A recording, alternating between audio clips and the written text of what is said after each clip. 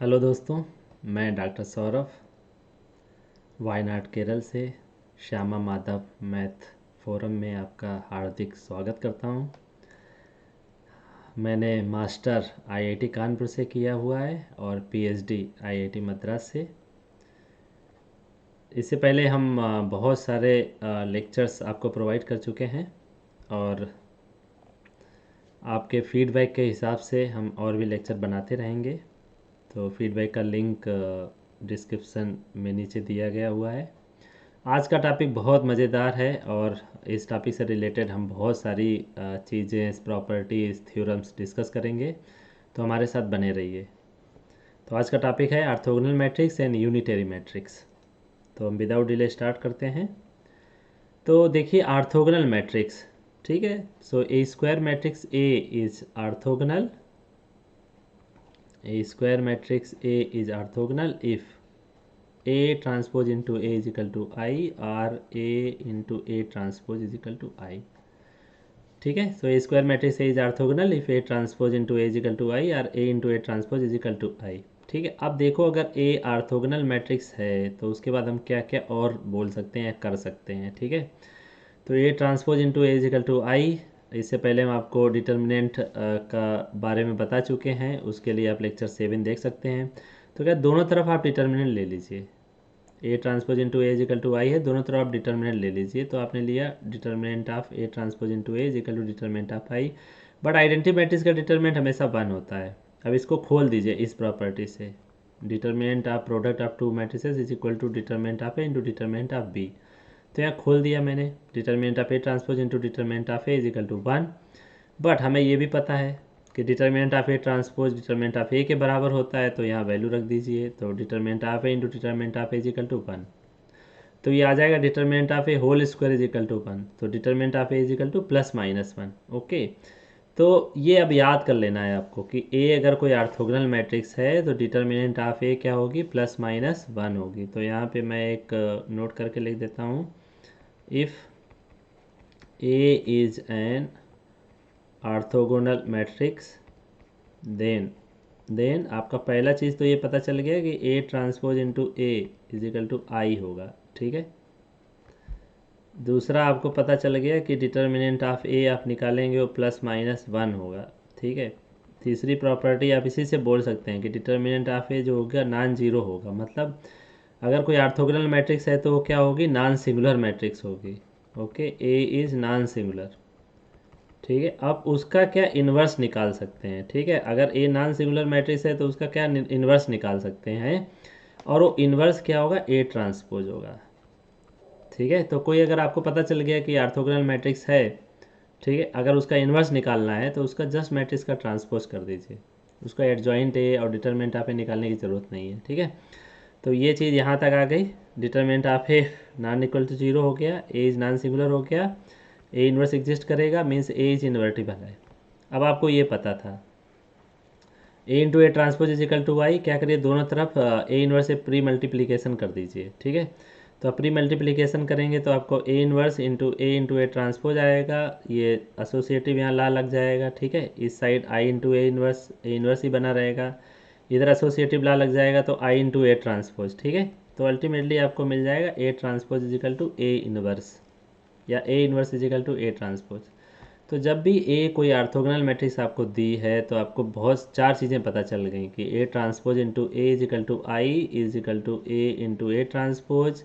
Determinant of उस orthogonal matrix की plus minus 1 होगी, मीन्स नॉन जीरो होगी। नॉन जीरो होगी तो मैट्रिक्स नॉन सिंगुलर हो गई, नॉन सिंगुलर मैट्रिक्स है तो इन्वर्स एग्जिस्ट करेगा, और उसका इन्वर्स क्या होगा, ए ट्रांसपोज होगा। तो हम क्या करते हैं, एक एग्जाम्पल ले लेते हैं। ठीक है। तो हमने एक एग्जाम्पल लिया है, A is equal to cos theta sine theta minus sine theta cos theta, और हम चेक करना चाह रहे हैं ये मैट्रिक्स ए ऑर्थोगोनल है या नहीं। तो उसके लिए हम क्या करेंगे, ए ट्रांसपोज निकालेंगे। तो ए ट्रांसपोज का मतलब क्या होता है, change rows into columns and columns into row. तो ये आपकी फर्स्ट रो क्या बन जाएगी, फर्स्ट कॉलम बन जाएगी cos theta sine theta. Then second row क्या बन जाएगी, second column minus sine theta cos theta. फिर ए इंटू ए ट्रांसपोज कर दीजिए। ठीक है। तो मैट्रिक्स मल्टीप्लिकेशन अगर आपको नहीं आता है तो हमारा लेक्चर थ्री देख सकते हैं, लेक्चर 2 में भी मैंने डिस्कस किया है।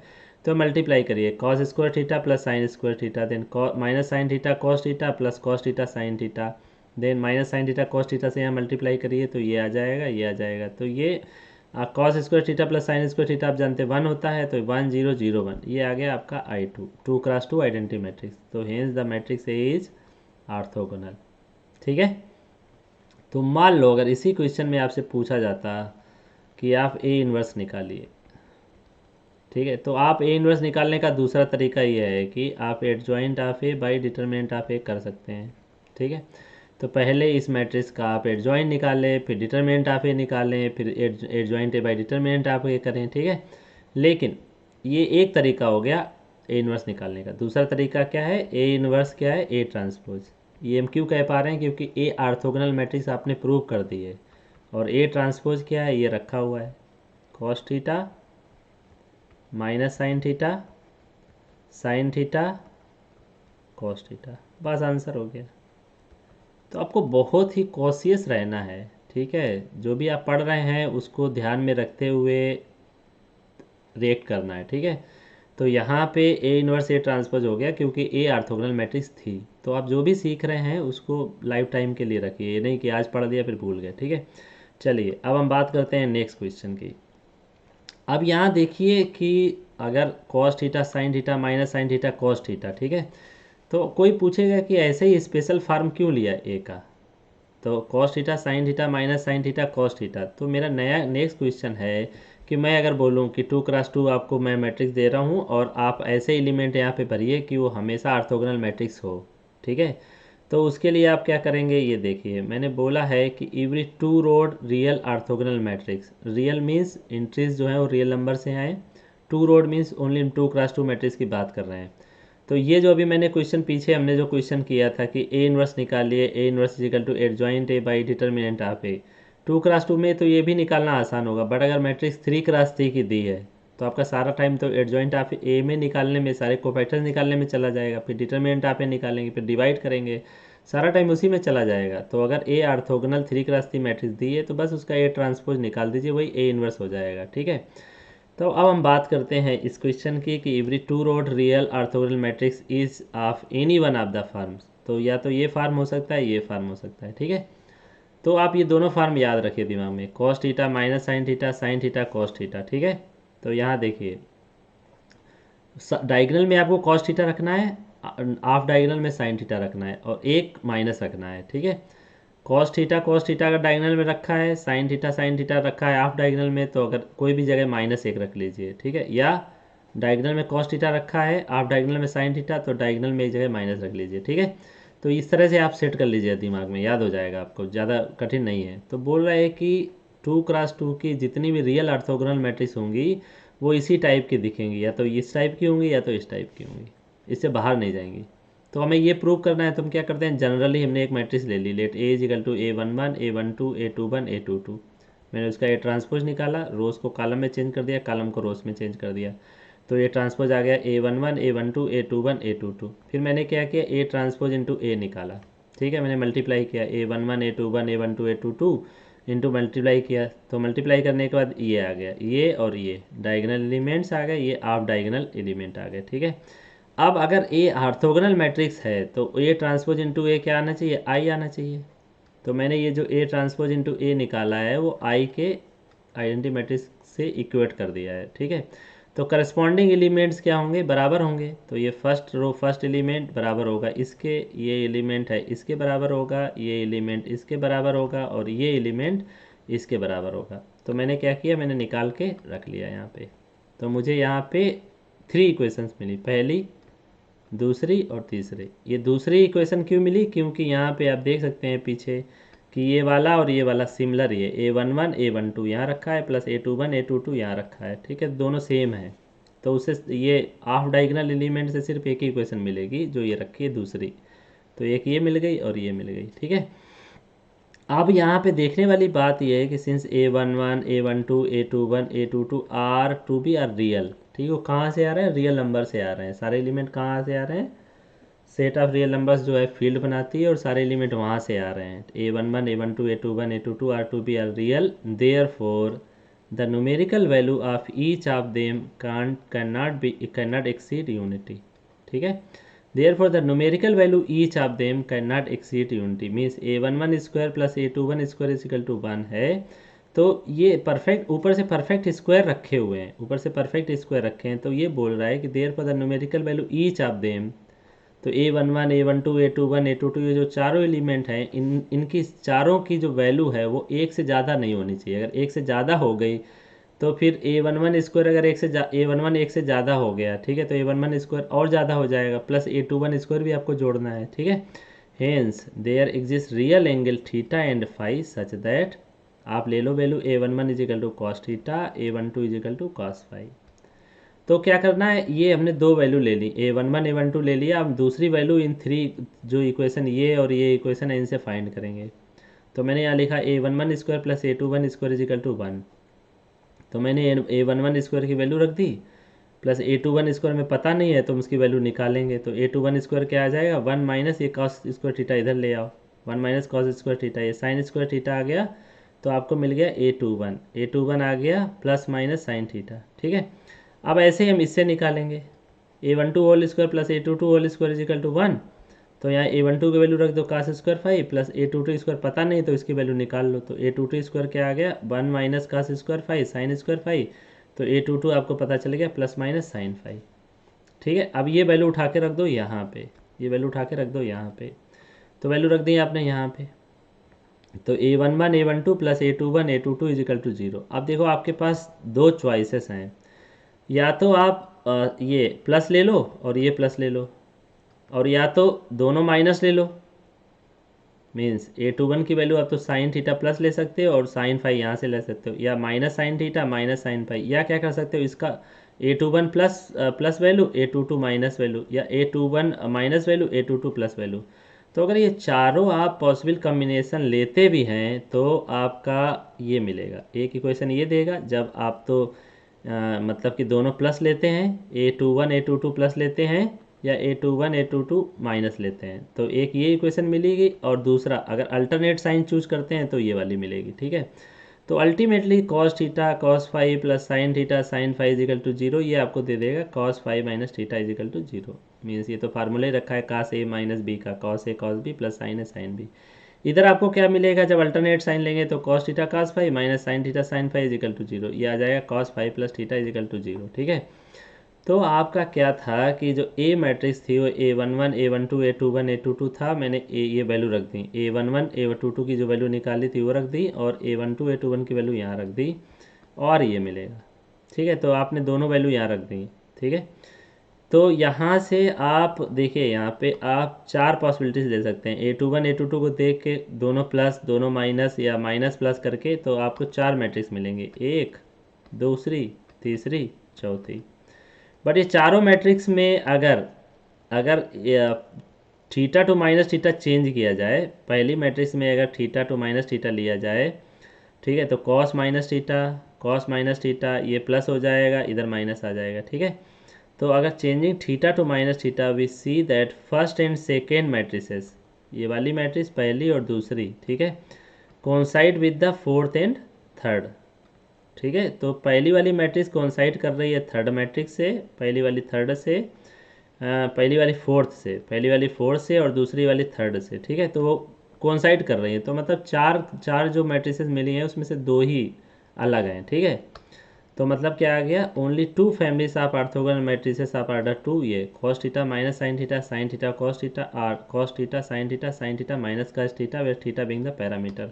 सो अब आपको पता चल गया, अगर कोई पूछे 2x2 की ऑर्थोगोनल मैट्रिक्स बनाओ, और तुरंत बना दो, कॉस थीटा डायगोनल में रख दो, और साइन थीटा ऑफ डायगोनल में एक माइनस साइन कर लो, या कॉस थीटा डायगोनल में रख दो, साइन थीटा ऑफ डायगोनल में, और एक कॉस में से एक माइनस कर लो, ठीक है। तो आपका आंसर आ गया, ठीक है। अब इससे रिलेटेड ऑर्थोगोनल मैट्रिक्स आप समझ गए, ठीक है। अभी हमने eigen value and eigen vector की बात नहीं की है, तो इनके आइगन वैल्यूज़ के बारे में बात नहीं कर सकते हैं अभी, उसके लिए हम एक लेक्चर बनाएंगे आगे।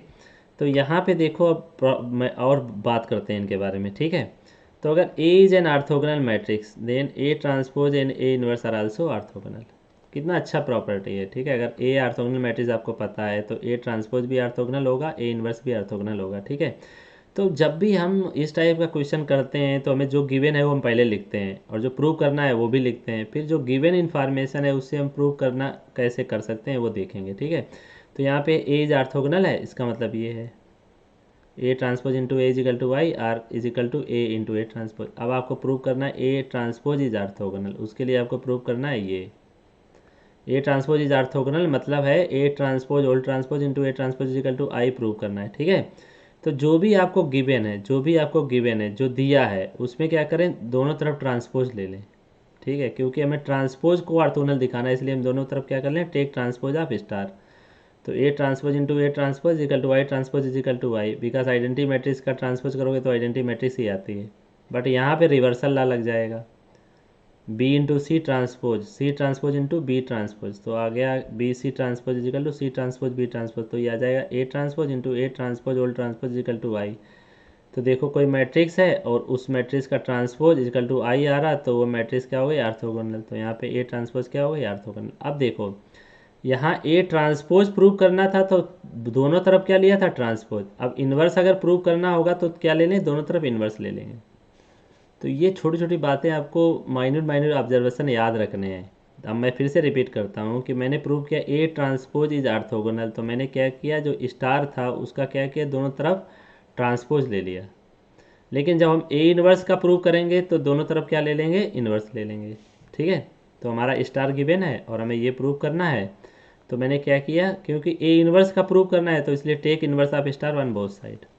तो आपने लिया A transpose into A whole inverse is equal to I inverse is equal to I, तो ये रिवर्सल ला यहाँ पे भी लग जाएगा, A inverse into A transpose whole inverse is equal to I, तो आपको मिलेगा ए इन्वर्स। अब ए ट्रांसपोज ये हम प्रूव किए थे, ठीक है, इसके लिए हमारा अभी रिसेंट लेक्चर देखिए इससे पहले वाला, ठीक है, L8 लेक्चर 8, उसमें ये प्रॉपर्टी मैंने प्रूव की, A transpose whole inverse equal to A inverse transpose, तो यहाँ पे ये वैल्यू रख दी।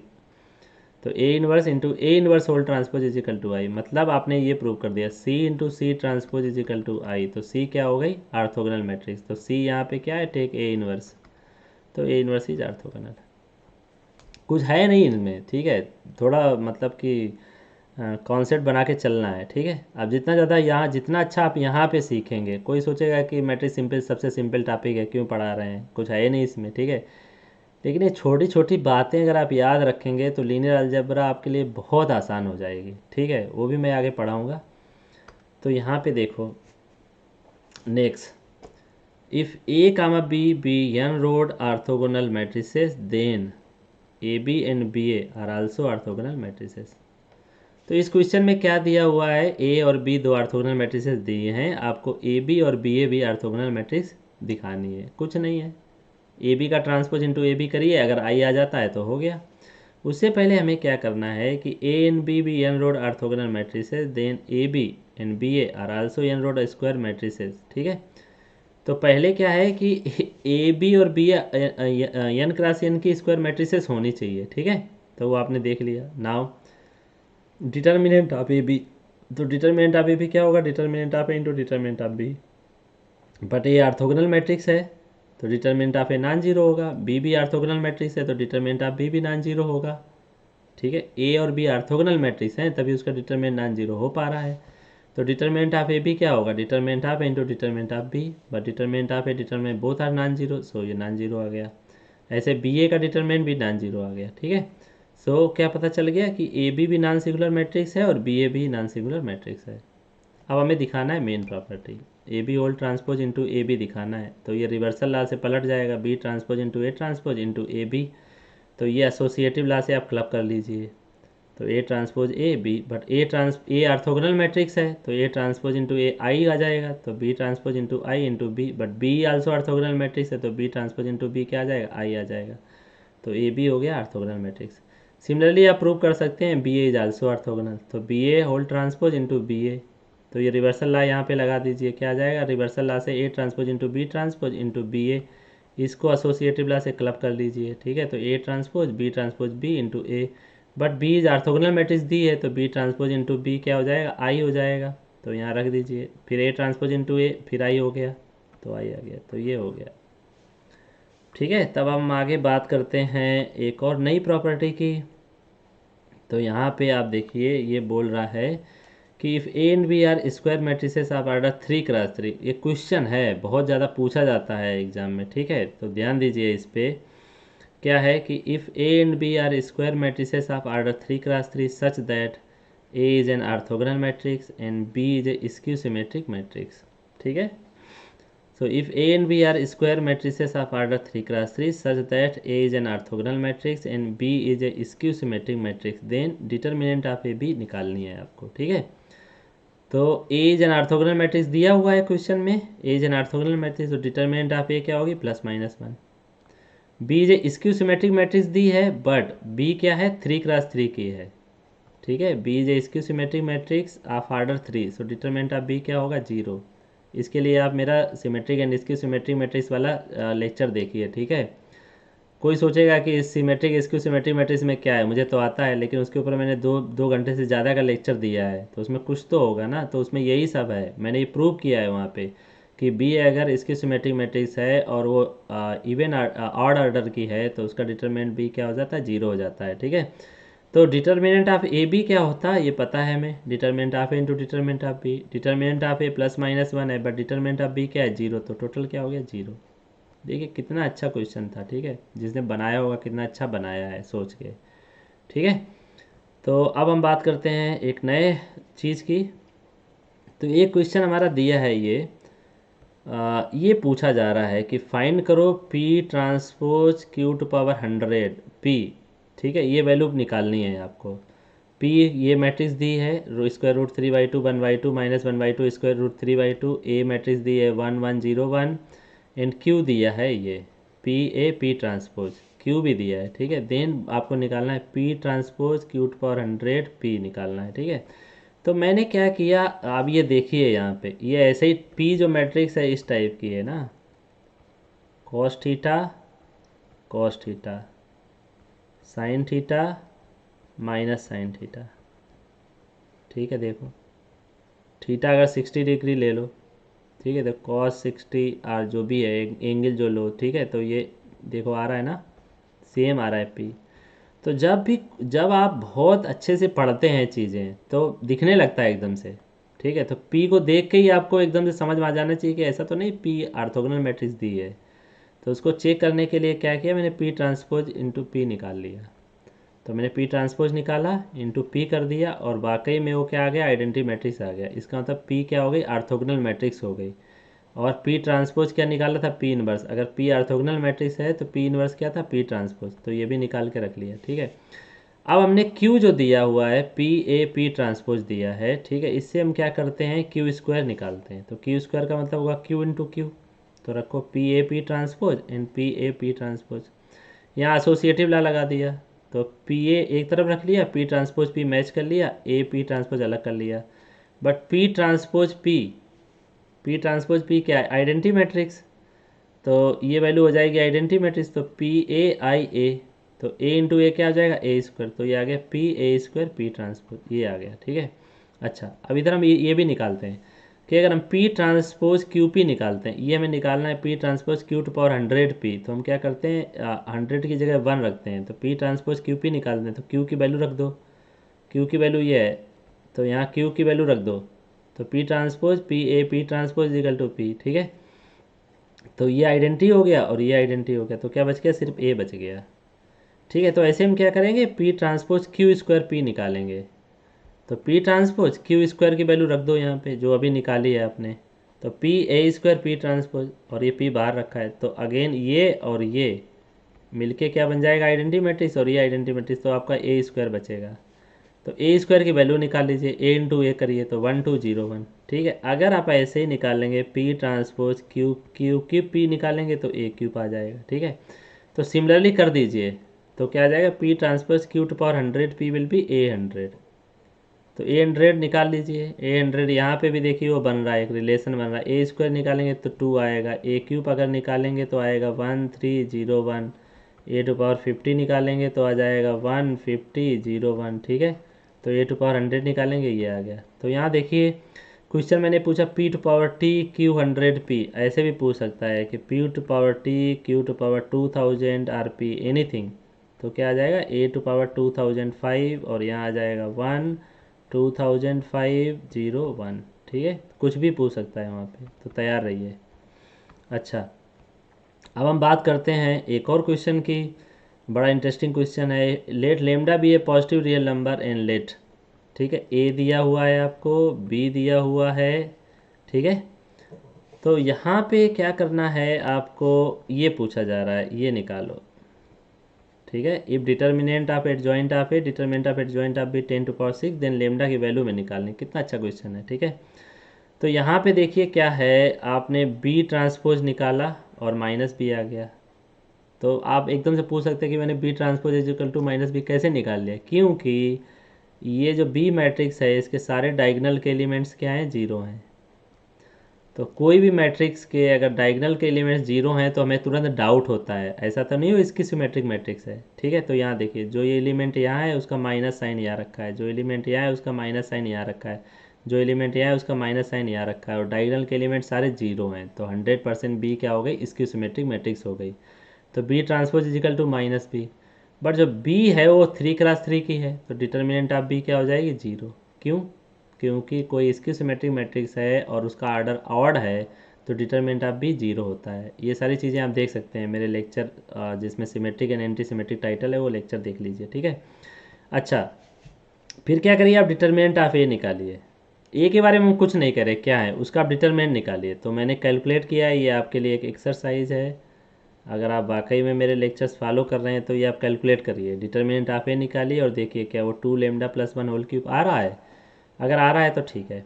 तो फिर जो दिया हुआ है वो उठाइए, क्वेश्चन में जो दिया हुआ है, determinant of adjoint of A plus determinant of adjoint of B is equal to 10⁶ दिया है। बट हम ये प्रॉपर्टी जानते हैं, ठीक है। इसके लिए हमारा पहला या लेक्चर नंबर 8 देखिए, और उसमें हमने बहुत अच्छी प्रॉपर्टीज़ डिस्कस की हुई हैं। तो वहाँ हमने जब लेक्चर 8 लिया था तो उसमें मैं बताया था कि एडजॉइंट ऑफ ए का जो डिटर्मिनेंट है वो आता है determinant of A to power n-1, ठीक है। तो यहाँ पे क्या आ जाएगा, n जो है 3 है, n इस क्वेश्चन में 3x3 मैट्रिक्स की बात हो रही है ना, तो n इजिकल टू 3 हो गया। तो मॉड ए टू पावर 3-1, तो क्या आ जाएगा, mod A square mod B square is equal to 10⁶। तो मॉड ए स्क्वायर का मतलब क्या हो गया, 2 + λ1 whole power 6 plus 0 is equal to 10⁶। तो 2λ+1 क्या आ गया, 10 आ गया, वो 6 पावर चला गया, तो 2λ इजिकल टू 10-1 9, तो λ इजिकल टू 9/2, आंसर आ गया। कितना अच्छा क्वेश्चन था। अगर आप इस टाइप के क्वेश्चन प्रैक्टिस नहीं करेंगे पहले से और एग्ज़ाम में आ जाते हैं इस टाइप का क्वेश्चन, तो नहीं होगा फिर, ठीक है। इसे प्रैक्टिस करिए, खूब प्रैक्टिस करिए। जो भी आपके पास बुक हो या नई बुक्स है तो लगाइए, गूगल पे सर्च करिए, ठीक है, और बुक्स सर्च करिए, डाउनलोड करिए बुक्स, और डाउनलोड करने के बाद उसको करिए, ठीक है। तो क्वेश्चन करते रहिए। नाउ अब ये है कि if A is an orthogonal matrix of order N, then ये याद रखना है आपको, एक बहुत प्यारा रिजल्ट है, ये याद रखना है आपको कि कभी कभी क्वेश्चन पूछ देता है, ऑब्जेक्टिव क्वेश्चन पूछ देता है कि A is an orthogonal matrix of order N, then ये क्या होगा, एडजॉइंट ए, ठीक है, इसका वैल्यू कितना आएगा अगर ए ऑर्थोगोनल मैट्रिक्स है। तो अभी हमने किया था कि ए अगर orthogonal matrix of order N है तो डिटरमिनेंट ऑफ ए क्या होता है, +-1 होता है, ठीक है। और ये हमें पता है फार्मूला, हमारे किससे पता है, ये हमारा लेक्चर 8 देखिए आप, ठीक है, लेक्चर 8 जो मैंने लेक्चर 8 डाला हुआ है उसको देखिए, उसमें ये मैंने प्रूव किया है कि एडजॉइंट ऑफ ए का डिटर्मिनेंट क्या है, determinant of A to power n-1 whole square, ठीक है। तो बट डिटर्मिनेंट ऑफ ए कितना दिया है, +-1, तो यहाँ रख दीजिए +-1 whole power n-1 whole square, तो +-1 की होल पावर वैल्यू +-1 ही रहेगा वो, ठीक है, डिपेंड करेगा n पे, बट वो 1 या -1 निकलेगा, तो ये वैल्यू आ गई +-1। तो यहाँ पे इस क्वेश्चन पे वो 4 ऑब्जेक्टिव बना सकता है कि वैल्यू +-1 होगी, +-2 होगी, नन ऑफ दीज होगी, या कुछ भी 4 ऑप्शन बना के आपको फंसा सकता है, ठीक है। तो आपको ध्यान देना है यहाँ पे, ठीक है। अच्छा, अब हम बात करते हैं यूनिटरी मैट्रिक्स की। तो यूनिटरी मैट्रिक्स की बात करेंगे और इससे भी रिलेटेड क्वेश्चन करेंगे। तो मतलब कि इम्पॉर्टेंट मैट्रिसेस हैं ये, और इनकी अभी आइगन वैल्यूज़ के बारे में बात नहीं कर सकते हैं क्योंकि हमने अभी पढ़ाया नहीं है। तो ये सारी जो भी मैंने मैट्रिक्स पढ़ाई हुई हैं इनको हम फिर से एक लेक्चर लेंगे और जिसमें हम सारी आइगन वैल्यूज़ की बात करेंगे, ठीक है। तो यूनिटरी मैट्रिक्स आपकी क्या है, a square matrix A is said to be unitary if ये हो जाए, A square matrix A is said to be unitary if A conjugate transpose into A is equal to identity matrix is equal to A into A conjugate transpose। तो जैसे हमने orthogonal matrix में क्या किया था, डिटर्मिनेंट लिया था तुरंत, तो हम यहाँ पे भी क्या करते हैं, take the determinant on both sides. ठीक, तो आपको क्या मिलेगा, determinant A conjugate transpose A is equal to determinant of I is equal to 1। तो यहाँ पे आप प्रॉपर्टी लगा दीजिए कि अगर दो मैट्रिक्स हैं उनका डिटर्मिनेंट निकालना है तो क्या हो जाता है, determinant of B into determinant of C. तो यहाँ पे आ जाएगा determinant of A conjugate transpose into determinant of A is equal to 1। But ये हमने अभी प्रूव किया था। ठीक है, इसके लिए आप हमारा लेक्चर 8 भी देख सकते हैं। ठीक है, तो लेक्चर 8 में देख सकते हैं या यहीं से देख लिए। ए कॉन्जुगेट ट्रांसपोज का डिटर्मिनेंट चाहिए तो कॉन्जुगेट ए कॉन्जुगेट ट्रांसपोज का मतलब क्या होता है, ट्रांसपोज होल बार।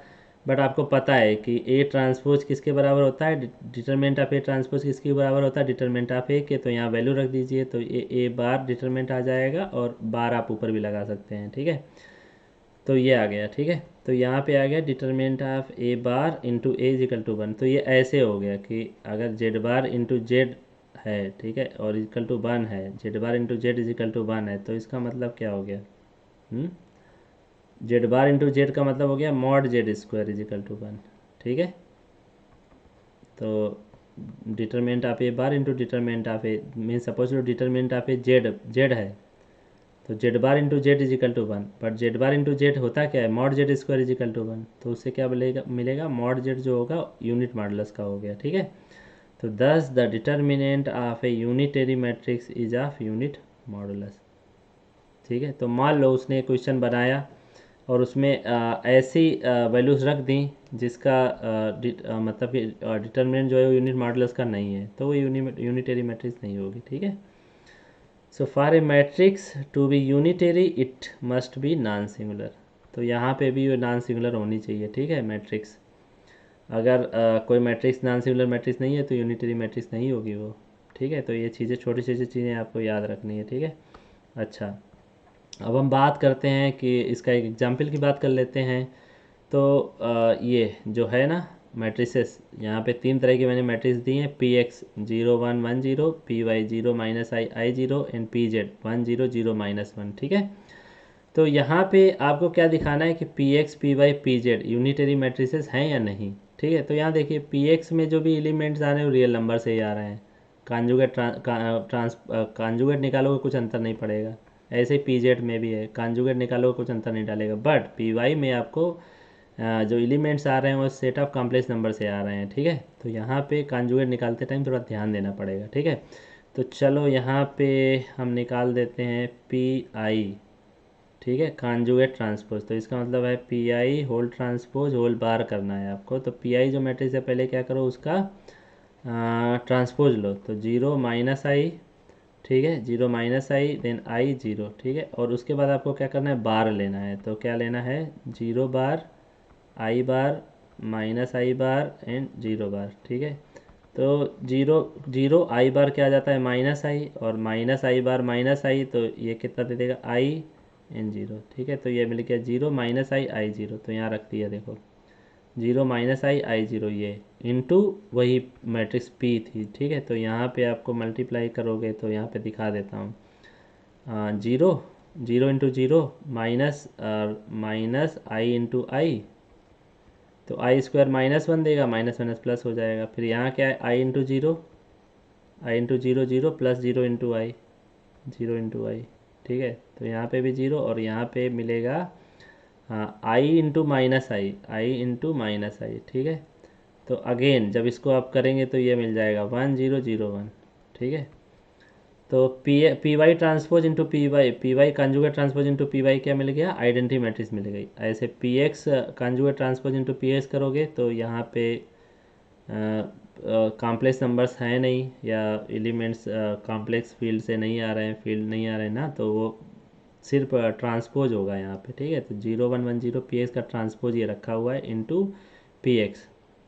तभी बोल रहे थे ना कि अगर अभी तो बोला था कि मान लो कोई मैट्रिक्स है और वो रियल ऑर्थोगोनल है। ठीक है, कोई मैट्रिक्स है उसमें एलिमेंट्स आ रहे हैं रियल नंबर से और वो ऑर्थोगोनल मैट्रिक्स है तो वो यूनिटरी मैट्रिक्स हो जाएगी। ठीक है, उल्टा बोल दिया क्या मैंने, तो अभी हम बताते हैं इसको, ठीक है। तो P X conjugate transpose into P X is equal to I two आ गया, P Y conjugate transpose into P Y फिर से आई टू आ गया, और P Z conjugate transpose into P Z वो भी क्या आ गया, आई टू आ गया। तो ये P X P Y P Z are क्या होंगे, यूनिटरी मैट्रिसेस हो गई आपकी, ठीक है। तो यस, अब हम क्या करते हैं यहाँ पे, तो ए unitary matrix over the field of real numbers is orthogonal, that is a, हाँ यही मैं बोल रहा था अभी कि ए unitary matrix over the field of real numbers, ठीक है।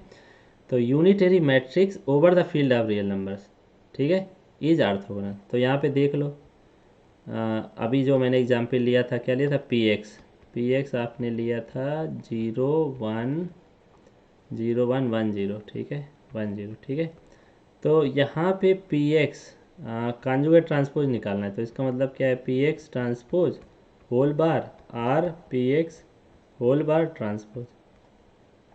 तो यहाँ पे एलिमेंट्स कॉम्प्लेक्स नंबर से आ ही नहीं रहे ना यहाँ पे, तो यहाँ पे पी एक्स बार जो होगा वो पी एक्स ही होगा, ठीक है। तो ये जो वैल्यू है ये क्या दे देगा, पी एक्स ट्रांसपोज दे देगा, ठीक है।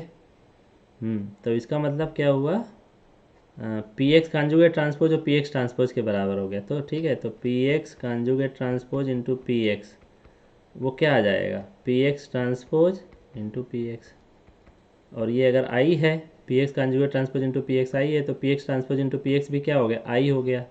तो इसका मतलब क्या हो गया कि unitary matrix over the field of real numbers, अगर मैट्रिक्स के अंदर एलिमेंट्स कहाँ से आ रहे हैं, फील्ड ऑफ रियल नंबर से आ रहे हैं, ठीक है, तो वो क्या हो जाएगी, ऑर्थोगोनल हो जाएगी, ठीक है। तो a real unitary matrix is an orthogonal matrix, a real unitary matrix is an orthogonal matrix, ठीक है।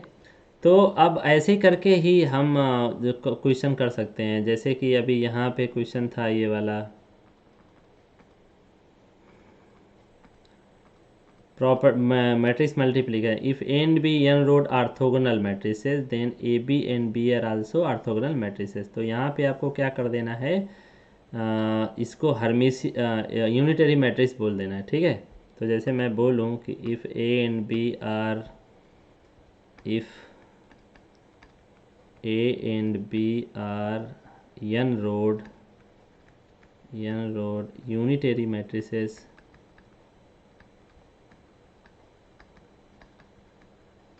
then आप A B and B A will also be unitary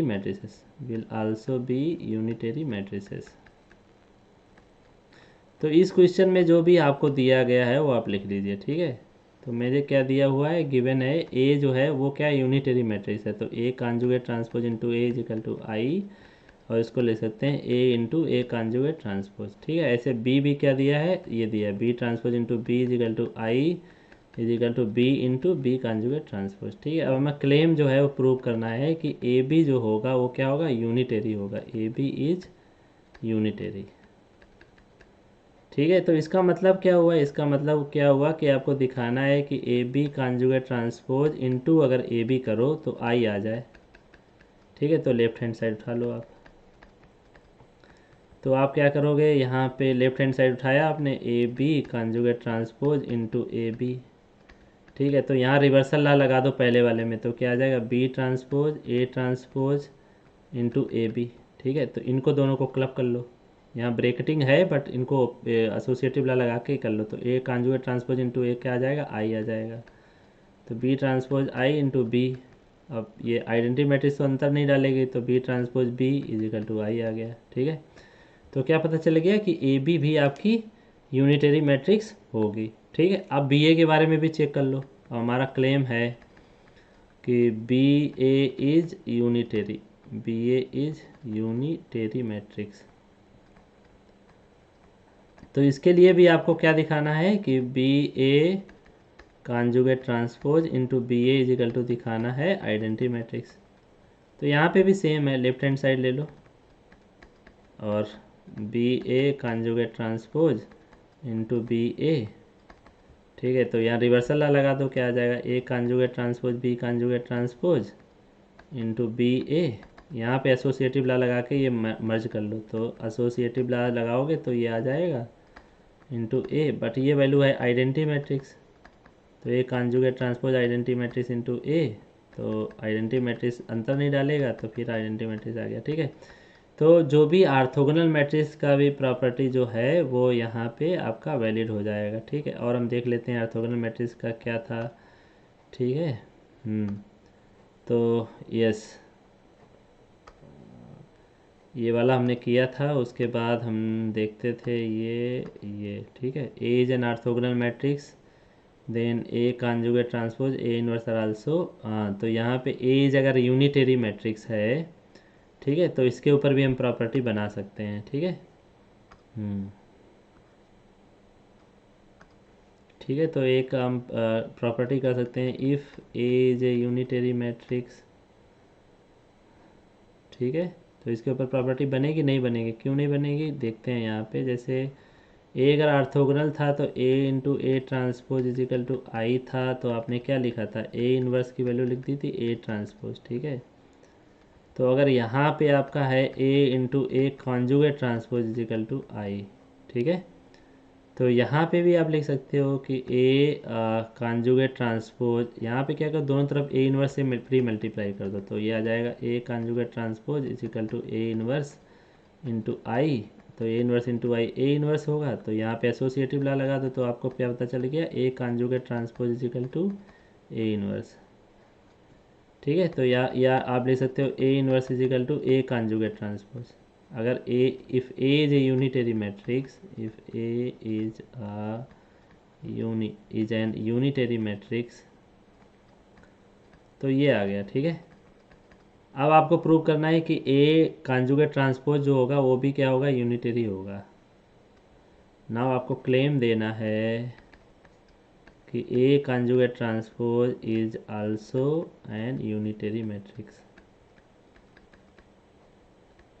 similar way में जैसे हमने ऑर्थोगोनल मैट्रिक्स के बारे में प्रूव किया वैसे ही करना है। तो जो ये दिया हुआ है, ठीक है, इक्वेशन स्टार, इसी को क्या कर दो, बोथ साइड कॉन्जुगेट ट्रांसपोज लगा दो। ठीक है, तो take conjugate transpose of star on both side.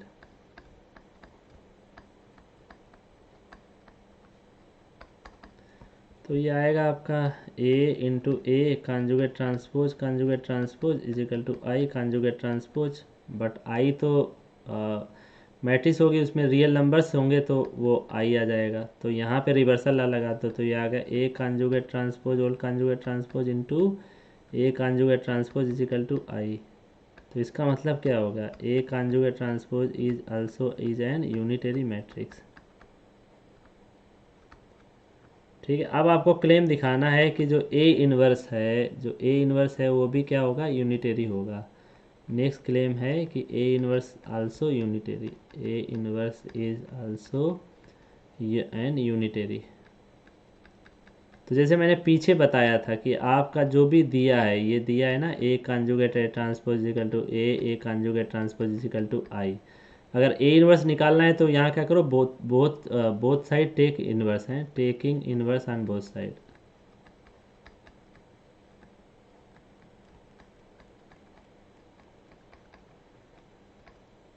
ठीक है, तो यहाँ पे क्या आ जाएगा, A conjugate transpose whole inverse is equal to A conjugate transpose whole inverse is equal to I inverse, but identity matrix का इनवर्स क्या है, आई आता है।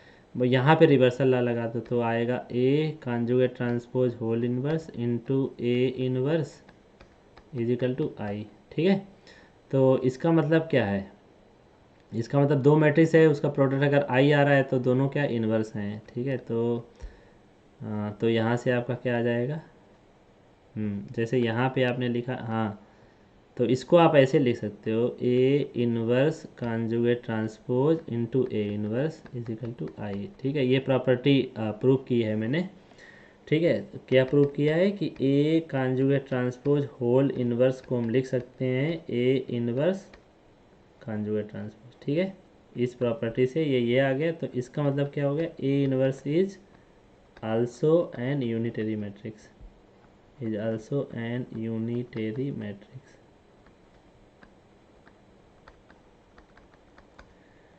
ठीक है, तो इस टाइप के आप बहुत सारे क्वेश्चन कर सकते हैं, इस टाइप के बहुत सारे क्वेश्चन कर सकते हैं। और मतलब कि ऑर्थोगोनल मैट्रिक्स और यूनिटरी मैट्रिक्स से जितना भी मटेरियल क्वेश्चन बन सकते थे वो हमने कर दिए हैं। ठीक है, आगे के क्लास में हम आपको बताएंगे रैंक ऑफ ए मैट्रिक्स, उसके बाद इक्लान फॉर्म ए मैट्रिक्स, देन नॉर्मल फॉर्म और उससे रिलेटेड बहुत सारे प्रॉपर्टीज क्वेश्चंस। उसके बाद हम पढ़ाएंगे आपको system of linear equation solve करना। उसके बाद eigen values and eigen vectors के बारे में बात करेंगे। फिर उसके बाद हम जाएंगे लीनियर अलजेब्रा पे, वेक्टर स्पेस पढ़ाएंगे, basis, dimension, linear transformation, so many things. तो अगर आपको लेक्चर्स पसंद आ रहे हैं तो आप अपना फीडबैक दीजिए, अगर नहीं पसंद आ रहे हैं तो भी आप अपना फीडबैक दीजिए, जिससे कि मैं अपने आप में इम्प्रूव कर सकूं। और मतलब कि आप अगर वीडियो को लाइक नहीं किए तो प्लीज़ लाइक कर दीजिए और अपने दोस्तों के साथ शेयर कर दीजिए, क्योंकि ये वीडियोस बनाने का एक पर्पज़ ये है कि ये उन लोगों के पास पहुंचना चाहिए जिनके पास अभी पेंडेमिक की वजह से इकोनॉमिकल क्राइसिस हो गई है, जो मतलब कि बुक्स नहीं खरीद सकते हैं, जिनके पास पूरे संसाधन उपलब्ध नहीं हैं, तो उनके पास अगर ये वीडियोस जाएंगे तो अच्छा रहेगा। तो आप प्लीज़ अपनी मैक्सिमम कैपेसिटी में शेयर करिए। और एक बात मैं हमेशा बोलता रहता हूँ कि अगर आप कैपेबल हैं तो ये चैनल आपका है। ठीक है, चैनल मेरा नहीं है, चैनल आपका है, आप इस चैनल की फैमिली का हिस्सा हैं। तो अगर आप कैपेबल हैं, आप कोई भी टॉपिक पढ़ाना चाहें जिसमें आप बहुत अच्छे हैं, तो आप मुझे कांटेक्ट करिए। आपका चैनल है, आप अपना वीडियोस बना के अपलोड कर सकते हैं इस चैनल के थ्रू।